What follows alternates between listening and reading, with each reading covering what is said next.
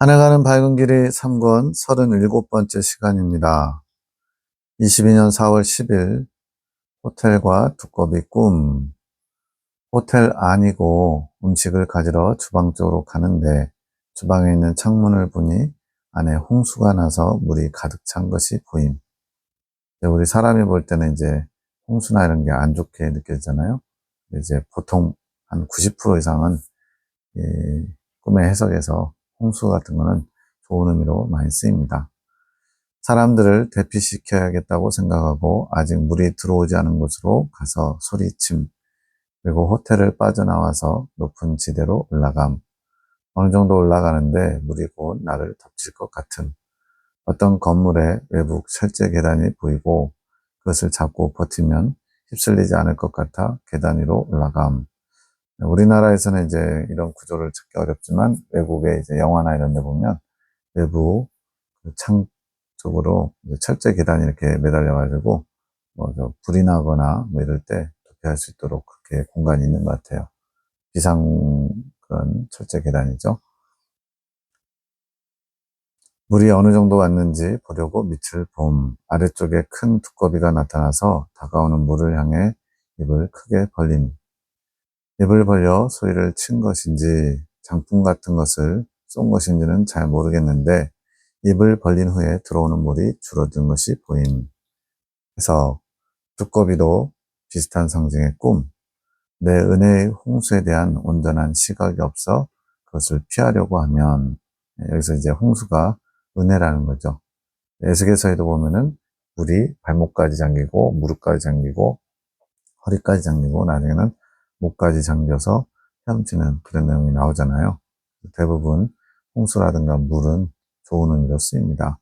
근데 이 은혜의 홍수를 내가 그것을 온전히 은혜로 바라보지 못하면 피하려고 하게 되고, 정욕의 작은 움직임, 즉 정욕이 지금 두꺼비가 그 은혜의 홍수를 다 마셔버릴 것처럼 입을 벌려서 삼키고 있는 거죠. 그런 작은 움직임에도 다가오는 물을 향해 입김을 내뿜은 것, 그것이 마음속 은혜의 물이 그렇게 줄어들 수 있는 것. 주님께서 은혜를 흘려보내실 때, 은혜의 홍수로 허락하실 때 그것을 내 안에 품고 담고 그것을 누려야 되는데, 그것을 안 좋은 것으로 생각해서 도망치려고 하고 그렇게 정욕이 발동해서 그것을 거부하는 사태가 될 수 있다는 거죠. 밤기도, 창조 계시기도, 송원장님, 밤 10시 5분. 다음에는 이런 시간을 갖지 말라고 하신, 무슨 내용인가 봤더니, 말씀 나눔에 마음을 쓰고 뜻을 모으고 신경 쓰고 집중해야 되는데 교회가 안에서 대하는 거. 이 당시 아마 계속 교회에서 좀 시끌시끌한 상황인 거예요. 이제 목사님을 옹호하는 분들과 이제 목사님의 부덕함이나 여러 가지 잘못된 부분 때문에 뭔가 고쳐야 된다고 목소리를 내는 하늘군대 분들과 관계가 좀 불편한 상황에 있어서 교회를 자꾸 하게 되면 어쨌든 주님이 기뻐하시는 게 뭔지보다는 내 생각, 내 어떤 감정이나 이런 것들이 성토되게 되죠. 그런 걸 주님께서 기뻐하시지 않는다고 하는 거예요. 주님께서 그러한 대화 시간을 기뻐하지 않으심. 주님께서 귀히 주시는 양식을 천대시하는, 지금 말씀을 주시고 그 말씀을 먹고 마시며 이제 양식으로 삼기를 원하시는데, 이러한 모습이 천대시한다는 거죠. 우리가 주님 보시기에 더 나쁘다고 하신, 이제 듣는 입장에서는 서운할 수 있어요. 주님 왜 맨날 저쪽 편만 드시나 이렇게. 근데 이제 주님이 그렇다고 하면 그런 겁니다. 그래서 이렇게 은혜의 양식을 공급해줘도 그것에 감사하면서 더 겸손히 주님 앞에 더 나아가기를 힘써야 되는데, 상대방의 부족함, 또 연약함, 또 정욕적인 것, 이런 거 비판하다가 주님 앞에 더 부끄러운 모습을 드러내게 되는 거죠. 우리가 하는 게 재판장질이라고 하심. 오직 심판하시는 분이, 또 판단하시는 분은 하나님 한 분이시라고 성경도 분명하게 말씀하죠. 주님의 자리를 넘보는 겁니다. 너희의 더러운 마음 가운데 나의 은혜가 임할 수 없다. 그렇게 주님의 자리에 앉아가지고 남의 부족함을 판단하고 있는 것, 그것을 주님은 더러운 마음이라고 표현하셨어요. 그런 곳에는 나의 은혜가 임할 수 없다. 앞에서 은혜의 홍수가 있었는데 은혜의 홍수가 나기 어렵다는 거죠.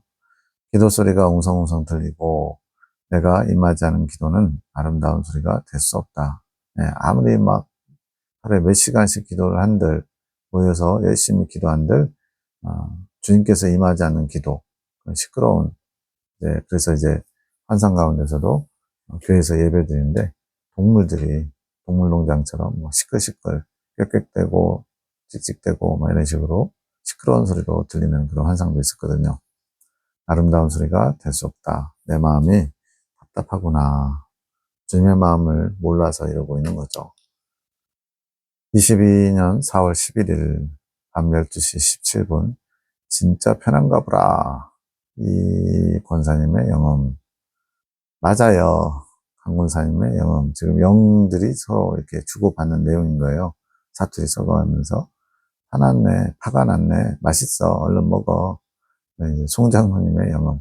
경상도 사투리들이 좀 섞여 있는 거죠. 너희가 나를 대적하지 말아라. 이건 주님의 뜻인 것 같고요. 해독자매가 해석합니다. 주님, 이것은 무엇인가요?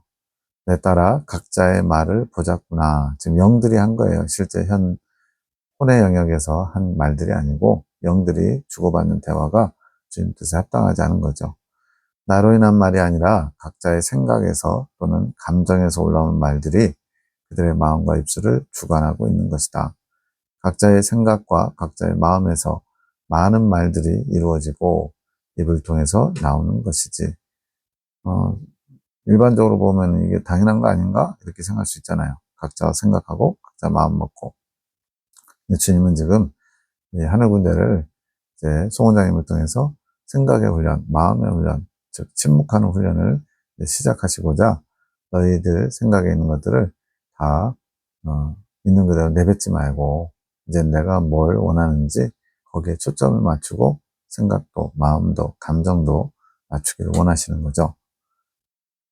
그들 각자의 마음이 나를 향한 게 아니라 아직도 본인들을 향한 것이 많이 있는 것이지. 아직 정돈되어 있지 않으니까 그런 것이지.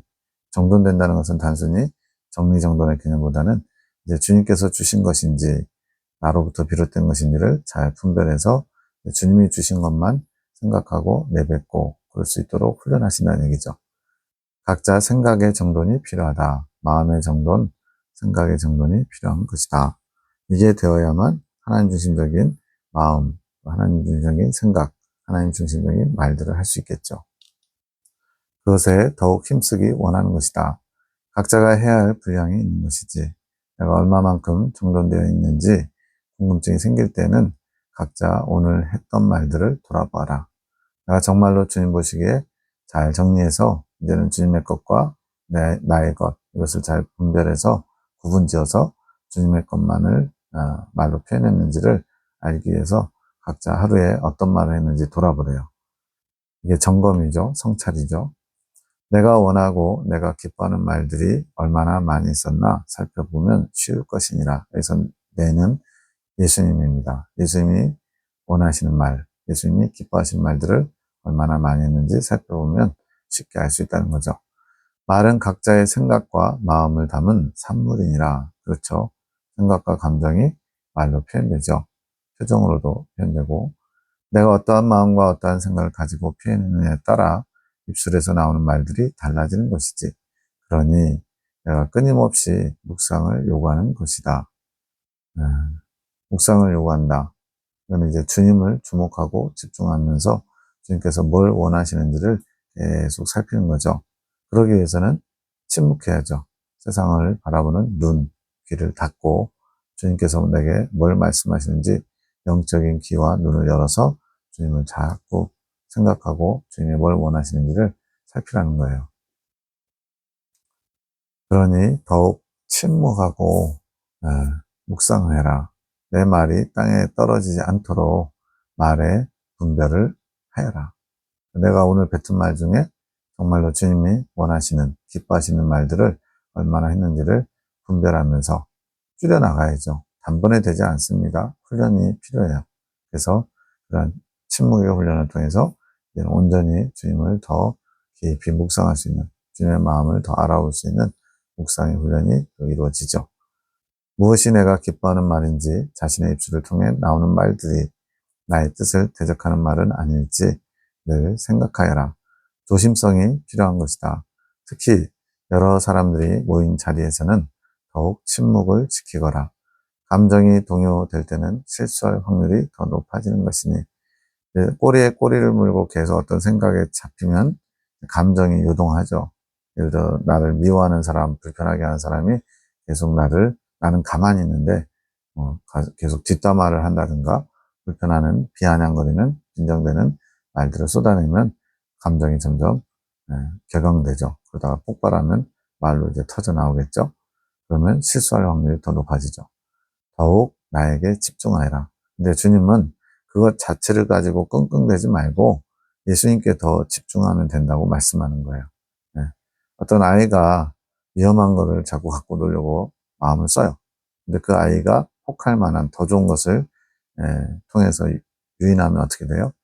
그 위험한 것을 만지고자 했던 아이가 확 돌아서겠죠. 그런 것처럼 그것 자체를 가지고 끙끙대면 우리도 이겨내기가 어려워요. 그런데 예수님께 집중하면 예수님을 바라보다 보면 자동적으로 그런 실수하는 거, 또 더러운 말을 내뱉는 거 이런 것들이 줄어들 수 있대요. 이게 주님의 방법입니다.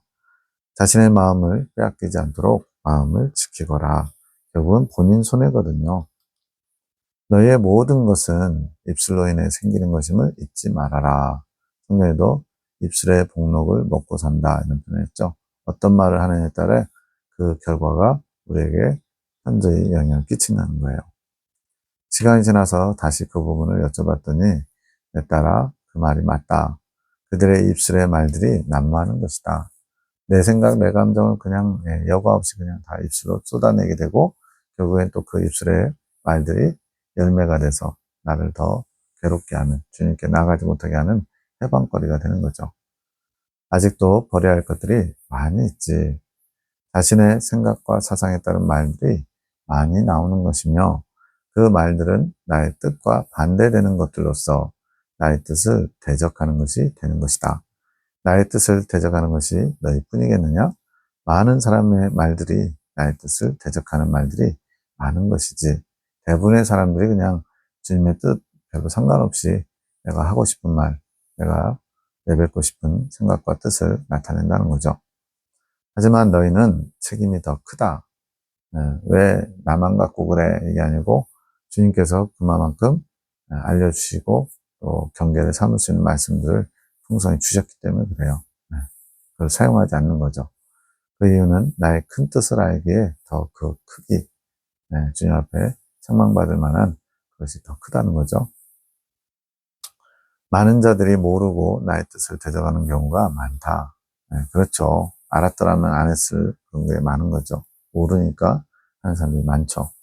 그건 역시 나의 마음을 아프게 하지만 나를 더욱 아프게 찍어 누르는 자들이 누구냐면 나의 뜻을 알지만 그것이 자신의 생각과 사상 등 자신의 어떠한 것과 맞지 않아서 받아들일 수 없다고 하는 그 말들이 나의 마음을 더욱 찍어 누르게 된다. 주님의 뜻을 알긴 아는데 용납이 안 되는 거죠. 받기 싫은 거죠. 예를 들어 원수가 나타났을 때 먹을 것을 주고 마실 것을 주어라. 아니 미워하지 않은 것만으로도 그냥 많이 내가 참은 건데 먹을 걸 주고 마실 걸 주래요. 배고파하면. 이게 말이나 됩니까? 라고 주님께 따질 수 있죠. 그러나 주님을 사랑하는 사람, 주님의 뜻을 원하는 사람, 주님께 나아가기 원하는 사람은 내 어떤 감정이나 생각은 그것을 도저히 받아들일 수 없지만 주님께서 원하시니까 한번 해보겠습니다. 베드로가 그거를 잘 보여줬어요. 밤새도록 고기를 잡았는데 한 마리도 못 잡았어요. 탕치는 날이었어요. 주님이 깊은 데로 가서 그물을 던지래요. 밤새도록 했으니까 얼마나 피곤하겠어요.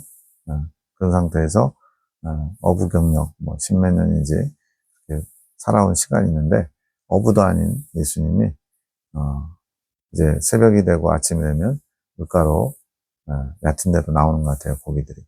근데 깊은 데 가서 거물을 던지래요. 도저히 받아들일 수 없죠. 그래서 베드로가 또 한 성깔 하잖아요. 그래서 한마디 합니다. 밤새도록 수고했을 때 잡은 것이 없지만 말씀에 의지하여 그물을 한번 던져보겠습니다. 이제 그 말에는 살짝 안 잡히기만 해봐라 이런 마음도 좀 있지 않았을까 싶어요. 그랬는데 그 물이 찢어질 정도로 많이 잡히죠. 그걸 보고는 완전히 깜짝 놀라죠. 주님의 말씀에 놀라운 능력이 있는 것을, 나의 생각과 다르다는 것을 깨닫게 됩니다.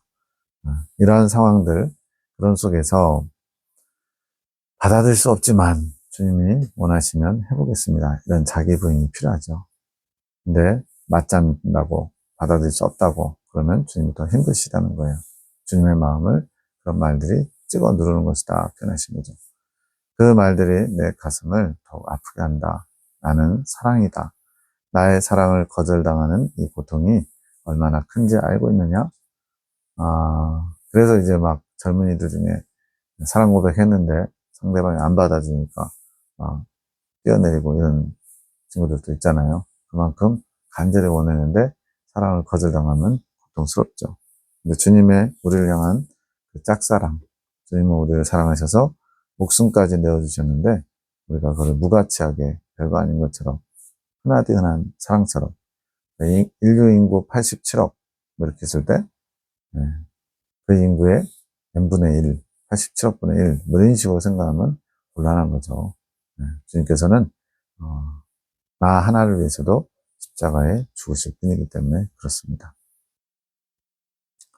나는 나의 큰 사랑을 나누기 원했지만 자신의 것과 맞지 않다고 나의 큰 사랑을 거절하는 이들이 있어서 내 마음은 너무나 처절하게 버려지는 고통을 받게 된다.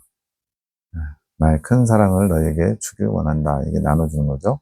근데 자신하고 맞지 않다고 나의 큰 사랑을 거절하는 것 때문에 주님의 마음이 처절하게 버려지는 고통을 당한대. 예수님도 어쨌든 우리의 죄 때문에 아버지께 십자가에서 버림받으셨잖아요. 임시지만, 잠시지만. 그게 너무나 고통스러워가지고 예수님이 겟세마네에서 피땀을 흘리는 혈안증, 극심한 스트레스 받았을 때 모세혈관이 터져가지고 피가 땀샘을 통해서 나오는 게 혈안증인데 그 정도로 극심하게 스트레스 받으셨어요. 아버지께 버림받는 고통이, 아버지와 단절되는 고통이 너무나 크셨던 거죠. 그게 당신의 죄 때문이 아니라 우리의 죄 때문인데, 그렇게 버림받는 고통을 당하셨던 주님이 지금도 우리의 배신과 우리의 경우 없음으로 인해서 또 버림당하고 계신 거죠. 그게 너무나 고통스러우신 거예요. 주님은 거절당하는 사랑. 그러니 더욱 침묵하라고 하는 것이다. 나의 사랑이 버려지지 않도록, 거절당하지 않도록 하기 위해 내가 더욱 침묵하라고 한 것이다. 주님이 사랑을 주기 원하시는데 침묵하는 것과 무슨 상관이냐? 침묵하지 않는 게 주님의 사랑을 거부하는 것이에요. 주님께서 우리에게 원하시는 게 있는데 그 원하시는 뜻을 받지 않고 자꾸 내가 하고 싶은 대로, 내 마음대로, 내 입맛에 맞는 행실을 하려고 할 때 그게 주님의 사랑이 거부당하는 거죠. 나는 나의 마음을 너희에게 더욱 주고 싶지만 내 마음을 받으려고 하는 자들이 없구나. 지극히 적다는 거예요. 그래서 주님은 하늘 군대를 통해 내가 나의 마음을 너희에게 열어줄 테니 너희가 나의 마음을 알고 나의 마음을 받아다오. 이렇게 나의 위로자가 되어다오 라고 말씀하시는 거죠. 다 자신의 생각과 자신의 마음에서 비롯되는 것들이지 자기 마음대로 사는 거죠. 이게 하나님 중심이 아닌 자기 중심적인 삶의 모습이죠. 주님 어떻게 해야 주님의 마음을 더욱 받을 수 있을까요? 에녹자매가 이제 주님께 그럼 저라도 주님의 마음을 더 받기를 원해요. 어떻게 해야 되나요? 묻는 겁니다. 자신의 것을 비워야 하는 것이다. 네. 뭐든지 이렇게 채우려면 먼저 비워져야 되잖아요. 가방에 가득 뭐가 들어있는데 남이 아무리 좋은 거 주려고 해도 담을 수가 없다면 쓸모없는 것처럼. 그래서 먼저 비우래요. 자신의 것을. 그것이 겸손이다. 이해되지 않더라도 자신의 생각과 다르다고 할지라도 나의 뜻이라면, 예수님의 뜻이라면 그것을 겸손히 받아들이려는 자세가 필요한 것이지, 나는 준비된 마음 안에 들어가 일할 수 있습니다. 주님이 강제적으로 우리의 마음을 막 걸어잠근 열쇠를 뜯어가면서 들어오시지 않는다는 거예요. 인격적이신 주님이기 때문에 우리가 원할 때, 우리가 주님을 찾을 때 주님께서 들어오실 수 있다는 거죠. 그래서 이제 어둠에 잡혀있는 영혼들이 스스로 그걸 못하니까 중재자를 세워서 중재자가 적어도 그 열쇠를 열 수 있는, 또 마음의 문을 열 수 있도록 도움을 주는 그 역할을 하는 거죠. 그러나 정작 문을 여는 것은 각자의 몫입니다. 아무리 중재자가 열어줄 수는 없거든요. 네. 그런 마음의 빗장을 열 수 있도록 도움을 줄 수 있죠. 너희의 마음이 준비되지 않았는데 내가 어찌 일할 수 있겠느냐. 각자 마음을 돌아보거라. 사랑의 사도들 뿐만 아니라 각자 묻은 마음을 돌아보거라. 주님의 호소입니다. 호소. 내가 정말 주님의 마음을 받을 준비가 된 사람인가 늘 돌아보아라. 아직도 자기 생각, 자기 사상으로 나의 것을 받아들이지 못한다면 그것을 비워내야 하지 않겠느냐? 왜 비워내려고도 하지 않는 것이냐? 그것이 나를 더 슬프게 하는 것이란다. 주님의 원하시는 뜻을 안다 하면서도 정작 고치기는 싫어하는 나의 뜻을 주장하고 고집하는 그런 모습이죠. 나에게 더 나오지 않는 자, 나를 더 원하지 않는 자가 되는 것이다. 그러니 나에게 더 나오느라. 무엇이 자신의 마음을 가로막게 하는 것인지, 무엇이 더욱 나를 받아들이지 못하게 하는 것인지 알고 그것을 비워내거라. 자기 진단이 먼저 필요하대요. 사람마다 다르거든요. 예수님을 받아들이지 못하는, 예수님의 뜻을 받들지 못하고 자기를 주장하고 고집 세우는 자기만의 오름이 있기 때문에 그렇습니다. 더러운 것이 있다면 개원해거라. 우리가 속에 뭐 비위가 상한 것이 있으면 토하잖아요. 그런 것처럼 내 안에 있는 더러운 것들을 비우기를 소원하면 주님께서 도와주셔서 다 비울 수가 있다는 거예요. 너희 안의 더러움은 너희 영혼을 부패시킨 것과 같다. 아픈 건 주님의 마음인데 정작 손해보는 것은 자신의 영혼이죠. 주님을 받아들이지 못하기 때문에 영혼이 부패되는 것과 같대요. 민영이 박지사님의 꿈처럼 그 부패되는 악취를 개들이 막고 다가와서 틈을 보면서 그 부패한 것들, 썩은 것들을 먹으려고 하겠죠. 악한 영들이요.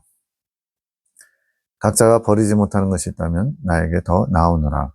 너희의 힘으로는 아무것도 할 수 없음을 알고 나는 포도나무요 너희는 가지니 너희가 나를 떠나서는 아무것도 할 수 없다. 주님이 말씀하셨으니까 옳은 겁니다. 그래서 오직 주님을 통해서 만나는 존재의 의도 있고 가치도 있고 또 뭔가를 할 수 있다는 것. 내게 능력 주시는 자 안에서 내가 모든 것을 할 수 있다는 바울의 고백이 나의 고백이 되어야죠. 그렇게 알고 나에게와 고침받기를 원하여라. 그것이 나를 원하는 자이고 겸손한 자의 모습이다. 계시 꿈에서 박지사님 나사렛 동산에 개가 들어온 꿈. 나사렛 동산 기도처에서 밖으로 나오는데 밖에 나와보니 겸손이 이제 죽었는데요. 조그만 강아지, 발바리 같은 강아지예요. 이름이 겸손이라고 지었어요. 다른 개도 검은색이고 얼룩진 개가 보입니다. 겸손이는 원래부터 있던 개죠.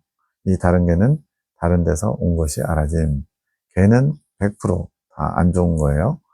그 개가 내 앞을 뛰어서 지나가는데 개의 다리에 덫이 걸려있는 것이 보임. 내가 그것을 보고 덫을 제거해줘야겠다 생각함. 이제 인간적으로는 요즘은 다 개 좋아하고 고양이 좋아하니까 그렇지만 이 꿈이나 이런 환상에서 개는 다 더러운 영들과 관계된 것들이에요. 정욕적인 것을 추구하는 것. 그래서 여기서도 불쌍히 여기는 거죠. 덫에 걸려있는 개. 뛰어가는 개를 어떻게 유인할까 하는데 아까 앞에서 조그만 발바디 겸손히 개가 나에게 말하는 게 들림. 개가 말할 수 있죠. 꿈에서는. 객검이 어디 어디에 있으니까 그것을 유인하라고 알려줌. 도움까지 줍니다. 내가 객검을 찾아 그 개를 유인하려고 함. 그때 심해부 형님, 여기는 이제 김홍식 집사님이에요. 내가 유인하려고 하는 개의 다리에서 그 덫을 벗겨주려고 동참하시는 거죠. 덫을 벗기는데 자세히 보니 개가 사람의 모습을 가지고 있음. 즉 어떤 사람인데 영혼인데 개와 같은 그렇게 모습을 갖고 있는 거죠. 그리고 덫이라고 알았던 것이 다리에 하는 철 깁스처럼 보임. 덫이 아니라 철 깁스인데 덫으로 잘못한 거죠. 해서 내 아들의 마음으로 가보자. 동시 집사님이 했죠. 그의 마음에 붙잡혀 있는 마음이 무엇인지 보자꾸나. 개들은 봉식의 마음에 돌아다니는 안 좋은 것들의 상징이지 개는 100%다 안 좋습니다. 사람이 될 수도 있고 환경이 될 수도 있다. 그 마음 안에서 활동하는 거예요. 개들처럼. 그런 것들이 봉식의 마음을 해집는구나. 나사렛 동산의 기도처는 그의 마음에 내가 임재하는 곳이란다. 제대로 인식하고 있는 거죠. 지금은 예레미야 기도원이지만 그 당시에는 산 속에 있는 나사렛 동산이었거든요. 기도처. 그 주변을 개들이 와서 기다리는 것이지, 호시탐탐 노리는 거죠. 봉식이가 자신들에게 집중하고 눈길을 주기 기다리는 것이다. 아무리 나의 동산에서 기도한다고 한들 나가면 넘어지는데 어찌 능력이 쌓이겠느냐. 매일 밤 나사렛 동산에서 모여서 말씀을 나누고 또 함께 기도하고 하는데, 기도함에도 불구하고 나가는 순간 개들이 지금 호시탐탐 노리고 있다가 빈틈을 노리고 덥석 덫처럼 무는 거죠. 그래가지고 여러 가지 개들이 원하는 것을 하게끔 하죠.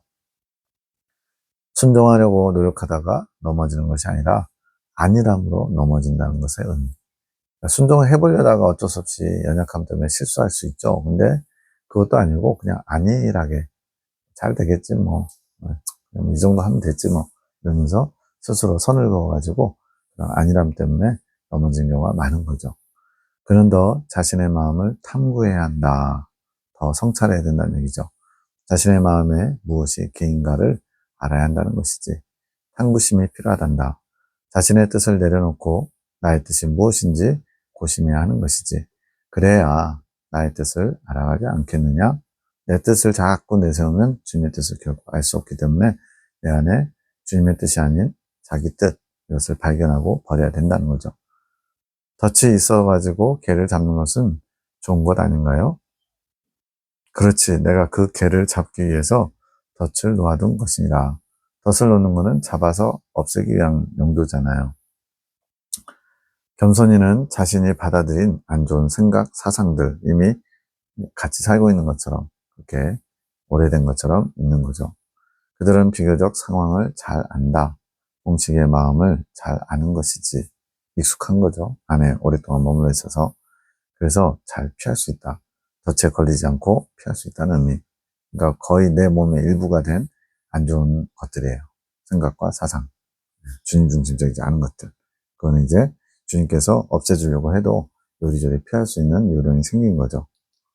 그러나 이질적이면서 안 좋은 것들, 외부에서 온 다른 개, 검은 개는 공식의 마음을 헤집지 못하고 바로 잡힐 수 있도록, 덫에 걸리도록 내가 작업해 둔 것이지. 우리도 그렇잖아요. 성경에 뭐 원수를 사랑하라. 이거는 뭐 나하고는 상관없어. 너무 어려워. 그냥 미워하지 않은 것만으로도 됐지 뭐. 이런 식으로 하잖아요. 그런 식으로 거부하지만 뭐 간단하게 안식일을 거룩히 지켜라. 주일에 예배 빠지면 큰일 나는 것처럼, 그런 거는 이제 또 우리가 경각심 가지고 잘 하잖아요. 이런 것처럼 쉽게 잡히는 그런 개와 같은 것이 있고, 또 그냥 도저히 나는 할 수 없어 라고 아예 포기하거나, 또는 이 정도는 괜찮지 라고 하면서 적당히 타협해서 이렇게 양보할 수 있는 그런 겸손이 같은 개도 내 안에 그런 사상들도 있다는 거죠. 그것이 그의 잣대니라. 자신의 기준에 안 좋다고 생각하는 것들은 비교적 쉽게 걸러지지. 이거는 안 돼. 간음하는 거, 있는 사람이 간음하면 안 되지. 도박하는 거, 이런 건 안 되지. 어떻게 보면 이제 큼지막한 거, 눈에 보이기에 주님 앞에 정말 크게 죄송한 거, 이런 것들은 잘 걸러낸다는 거죠. 겸손이는 그의 마음에 있으면서 그에게 동화된 내 몸의 일부처럼, 그렇게 안 좋은 것들, 이 정도는 다 괜찮아 라고 스스로 면죄부를 주는 거죠. 그래서 겸손이가 다른 개를 잡는 것을 돕는 역할로 나온다. 본인도 안 좋은 생각, 사상인데 다른 거를 잡도록 돕는 역할, 마치 같은 편인 것처럼, 그런 거죠. 몸의 일부인 것처럼. 이미 동화된 일부가 된 생각과 사상들은 마음에서 어떤 일을 행할 때 그의 일부로서 돕는 역할을 하는 것이다. 그러면서 이제 나는 안 잡아도 돼요. 나는 덫을 놓을 필요가 없는 개예요. 이런 식으로 되는 거죠. 개가 사람으로 변한다는 건 뭔가요? 측은지심, 이제 봉식사님의 좋은 점이면서 또 약점이죠. 사람을 불쌍히 여기는 마음, 어떤 인간적인 애정이 많으시거든요. 자기 연민이 발동하면 그 개, 이질적인 검은 개가 불쌍해 보이는 것. 그러니까 덫을 놔서 하나님이 없애주려고 했는데 그 덫에 걸린 걸 불쌍해서 풀어주려고 하잖아요. 그러면서 그 개가 사람이 되는 것이지, 인간적인 애정을 지금 얘기하는 거예요. 그가 가지는 불쌍히 여기는 마음은 자기 중심적일 때가 많다. 주님이 불쌍히 여기는 자를 나도 불쌍히 여기고, 주님께서 미워하는 자를 미워할 줄 알아야 되거든요. 모세가 그걸 잘했죠. 시내산에서 우상숭배에 빠져서 금송아지 만든 사람들에게, 레위인들에게 칼을 차고 이쪽 진에서 저쪽 진까지 지나가면서 손에 걸리는 자를 다 칼로 베라고 그랬어요. 그래서 3,000명가량이 죽게 되는데, 하나님이 그렇게 했을 때 모세가 여기서 말하는 긍휼의 마음, 측은지심으로 어떻게 같은 가족이, 친족이 그렇게 죽일 수 있나 해서 하나님께 따졌다면 하나님 때문에 성게 안 되잖아요. 그래서 모세는 이걸 잘했어요. 그러면서 여호와께 오늘날 너희가 이렇게 하였으니 여호와께 헌신하였다, 이렇게 얘기하죠. 이 봉십사님은 이제 인간적인 그런 애정이 많기 때문에 자기 중심적인 거죠. 하나님 중심적이지 않은 거죠. 자기가 생각해 놓은 기준에 맞게 발동하는 측은지심. 측은지심이 인간적으로는 참 좋은 거예요. 뭔가 사랑이 많아 보이고 인간미가 있죠. 근데 주님에게 나아가는 데는 이 인간적인 친구 간의 애정이 엄청나게 방해작용이 되죠. 그 기준으로는 주님께 다다르기 어렵습니다. 도달하기 어려워요. 그가 걔에 대해 올바른 상황 판단이 되지 않으면 걔를 놓아주게 된다. 덫을 풀어주려고 그러죠. 걔가 사람으로 바뀐 것은 공식적인 가지는 사람에 대한 연민, 인간적인 애정, 친구 간의 애정도 주님의 기준에서는 잡혀야 할 개와 같이 안 좋은 것에 속하다는 것을 알려주는 것. 네, 이 봉십사님이 조금 더 인간적인 애정이 많은 거지, 우리에겐 다 누구나 그런 게 있습니다. 내 편, 나와 가까운 사람에게는 관대하고, 나하고 부딪히거나 나를 힘들게 하는 사람한테는 철저하게 막 뭔가를 요구하거나 잣대를 들이대죠. 그런 인간적인 생각들, 하나님 기준이 아니라 나 중심적인 것들이 다 여기에 해당하죠. 공시가 가진 좋은 마음이 있다. 나는 그것을 나쁘다고 하지 않는다. 그렇게 사람을 불쌍히 여기는 마음 자체는 좋아요. 근데 그것이 주님의 뜻의 기준에 어긋나는 게 문제죠. 다만 그 좋은 마음이 나를 향해 있는 것인지 본인이 가진 기준의 판단 아래서 발동하는 좋은 마음인지를 깊이 탐구해야 된다. 그래서 그게 발동하면 안 되는 거죠. 주님 기준에 맞지 않기 때문에. 왜냐하면 자기 의는 없어져야 하기 때문에. 그래서 로마서에 보면 하나님의 의를 부인하고 자기의 의를 세우려고 하는 자들이 많다라고 로마서 10장 3절에 나오죠. 사랑이라는 것이 어렵다. 본인이 생각하는 기준에 사랑하는 것이 남에게 언제나 유익이 된다고 말할 수는 없지. 그 사람을 불쌍히 여겨서 도와준다? 그런데 그것이 주님 뜻에 합당치 않은 경우도 있다는 거죠. 철저하게 하나님 중심으로 살려고 하는 사람은 내가 지금 하려고 하는 이 사랑이 주님으로부터 온 것인지 나로부터 시작된 것인지 잘 분별해야 돼요. 그 사랑이 자기 만족은 아니었는지 돌아보아야 한다. 왜냐하면 거기에 자기 만족도 있거든요. 내가 이렇게 누군가를 도와서 뿌듯하다. 대부분의 하나님을 믿지 않는 사람, 하나님 믿는다고 하지만 주님의 깊은 것을 알지 못하는 사람들은요, 자기 만족으로 살아가는 거죠. 돕는 것도, 희생하는 것도 자기 만족의 부분이 많이 있어요. 결국 그는 그렇게 걔를 놓아주게 된다. 본인은 사람에게 유익을 주었다고 생각하지만 자기 마음에서는 걔를 놓아준 꼴이 되는 것이지. 놓아준 걔가 어떻게 해요? 또다시 기회가 주어지면 돌아다니면서 마음을 해짓겠죠. 하나님 중심적으로 사상을 정리정돈하는 것을 해방하겠죠. 공시가 내 뜻을 알아야 한다. 너의 뜻이 아닌 나의 기준으로 사랑해야 된다. 이게 주님의 안타까운 마음이에요. 너의 이웃사랑은 너의 뜻이 많았노라. 너 중심적인 게 많았다는 거죠. 나에게 와서 참된 사랑을 배우라. 내가 너에게 주고자 하는, 알게 하고자 하는 그런 사랑, 그것을 배우래요. 내가 보였던 사랑을 되새김하거라. 너의 생각 속에서 나를 찾지 말고, 이건 나의 생각에 가둬놓는 거죠, 주님을. 나의 글 속에서 나를 먼저 찾거라. 이 주님이 주신 말씀 속에 그런 보화와 같은 양식을 찾으라는 거죠. 나의 뜻을 알아가거라. 나의 뜻이 너의 사랑에 참됨을 덧입힐 것이라. 너는 나의 자랑스러운 아들임을 잊지 말거라. 다른 때는 이제 봉식장님 되게 막 호되게 야단치는 엄한 아버지 같은 모습으로 많이 예수님 나타나시는데, 요즘 되게 부드럽게 타이르듯이 하고 계시네요. 내가 너를 들어 쓸 것이니라. 너는 날 맞이할 준비를 하거라. 마음으로 나를 더 간구하거라. 내가 느끼고 싶은 형상의 내가 아니라 내가 보여주고자 하는 나의 형상과 뜻에 집중하거라. 그것이 내 뜻을 알아가는 방법이니라. 내가 만든 형상은 뭐예요? 내가 느끼고 싶은 형상은 그건 결국 우상입니다. 네가 만든 우상 속에 나를 가두지 말고 있는 그대로의 나, 내가 너에게 보여주고 싶은 나를 알기를 힘써라. 이렇게 말씀하십니다.